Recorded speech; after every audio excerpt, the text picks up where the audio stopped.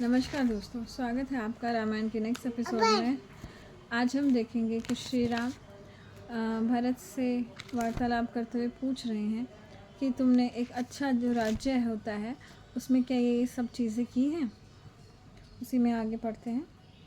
जब विश्वधात्मा पवित्र और श्रेष्ठ लोग झूठ, चोरी आदि के अपवाद से दूषित होकर विचारार्थ न्यायालय में उपस्थित किए जाते हैं, तब तुम्हारे नीति शास्त्र कुशल लोग उनकी परीक्षा किए बिना लालच में फंसकर कहीं उन्हें दंड तो नहीं देते।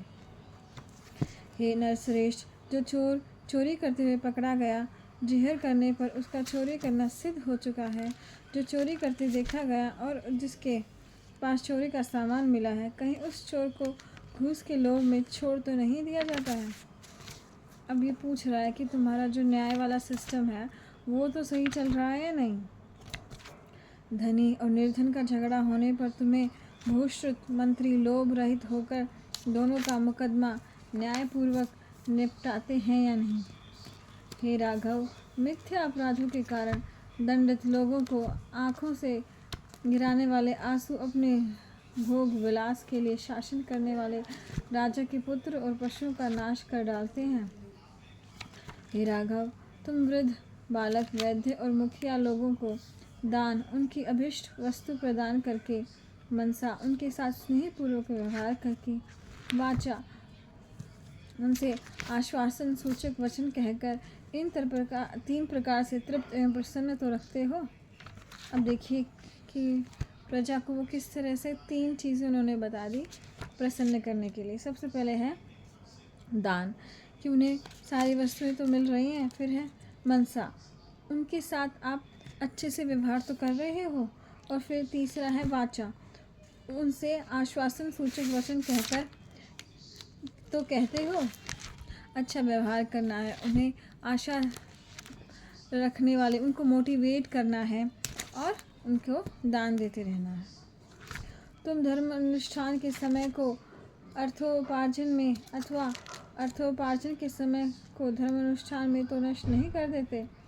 मतलब जो काम जब करना है उसी पे तो करते हो ना, क्योंकि हर चीज़ का एक टाइम टेबल होता है। जैसे पूजा करने का टाइम अलग है, खाना खाने का टाइम अलग है, तो सारे चीज़ टाइम पे तो करते हो। ये तो नहीं कि खाना खाने के टाइम तो आप ऑफिस का काम करो और ऑफिस के टाइम के समय आप खाना खा रहे हो।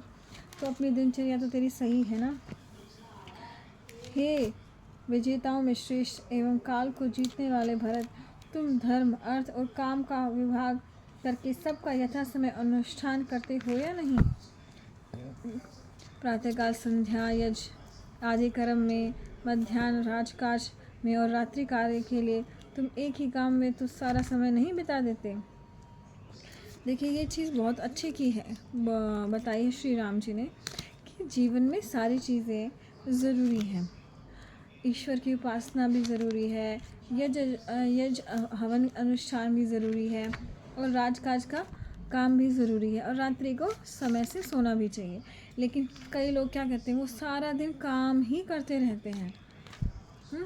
भगवान की उपासना के टाइम भी वो काम करते रहते हैं, रात्रि में भी देर देर तक काम करते रहते हैं, ना अपना स्वास्थ्य का ध्यान रखते और ना ही ईश्वर में ध्यान करते। तो ऐसा तो नहीं बन गए हो तुम। उसको इंग्लिश में बोलते हैं वर्कोहॉलिक तो नहीं हो गए हो। कई लोग हो जाते हैं जो खुद का बिजनेस चलाते हैं, वो बहुत घंटे बहुत ज़्यादा काम करते हैं, जो कि उन्हें नहीं करना चाहिए। हर चीज़ को लिमिट में ही करना बहुत अच्छा होता है। हे भरत, नासिकता, असत्य भाषण, क्रोध, प्रमाद, दीर्घ सूरता, टालमटोल, सज्जनों से न मिलना, आलस, इंद्रियों की परवशता, मंत्रियों की अवहेलना कर अकेले ही राज्य संबंधी बातों पर विचार करना, अशुभ चिंतकों तथा उल्टी बात समझने वाले मूर्खों से परामर्श करना, निश्चित किए हुए कामों को आरंभ न करना, रहस्यों को प्रकट कर देना, मंगल कृत्यों का त्याग, ऊंच नीच सबको देख उठ खड़े होने अथवा शत्रुओं पर एक साथ आक्रमण, इन 14 राज दोषों को तो तुमने त्याग दिया है ना। देखिए अब श्री राम ने 14 राज दोषों का बताया है, और ये सारे दोष हम अपने जीवन में भी देख सकते हैं और उनसे शिक्षा ले सकते हैं कि हम तो ये काम नहीं कर रहे हैं। जैसे है नास्तिकता। नास्तिकता मतलब भगवान में तो विश्वास करते हो, अगर नहीं करते तो वो एक दोष है। असत्य भाषण, अगर आप झूठ बोलते हो वो भी दोष है। क्रोध भी, प्रमाद भी, टाल मटोल करना, सज्जनों से ना मिलना। अभी ये जो सज्जनों से ना मिलना ये बहुत ज़्यादा हो गया है, क्योंकि हम ऐसे लोगों से मिलते रहते हैं जो सिर्फ भोग में ही लगे रहते हैं।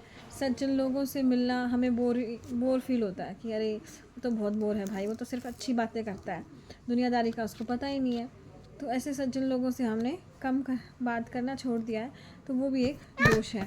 आलस्य करना वो भी दोष है। इंद्रियों के वश में रहना वो भी एक दोष है। मंत्रियों की अवहेलना मतलब उनका अपमान करना, ये भी बहुत बड़ा दोष है। कई बार हम देखते हैं जब भी हम कोई स्कूल खोल लेते हैं या टीचरों पर फिर हम बहुत गुस्सा करते हैं, तो वो ठीक नहीं है। जो भी आपके नौकर चाकर हैं उन पे आपको गुस्सा नहीं करना, उन्हें उनसे प्रेम से ही बात करनी है। प्रेम से भी उन्हें हम समझा सकते हैं, राइट। अशुभ चिंतकों, उल्टी बात समझने वाले मूर्खों से परामर्श लेना।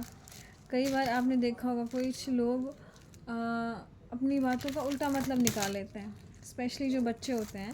जब उन्हें डांटते हैं या उन्हें उनकी भलाई की बोलते हैं तो वो क्या करते हैं, वो उल्टा ही उसका मतलब निकाल लेते हैं, राइट। तो ऐसे लोगों से परामर्श नहीं करना। रहस्यों को प्रकट कर देना मतलब कोई भी सीक्रेट ना रख पाना दोष है।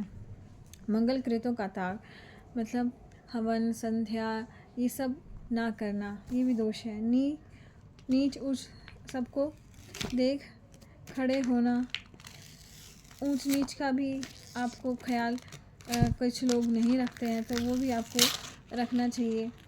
ऊंच नीच इसमें मतलब क्या होता है, जो सज्जन लोग हैं उनके साथ अच्छे से रहें, और जो नीच लोग हैं उनसे आप उनको इग्नोर करें।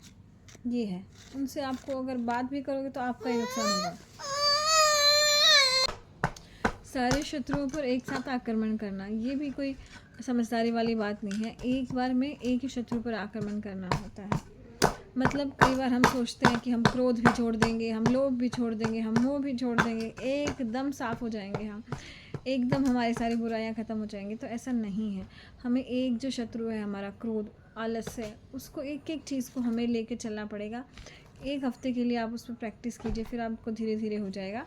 तो इस तरह से आप 14 प्रकार के जो दोष हैं उन्हें आप ठीक कर सकते हैं।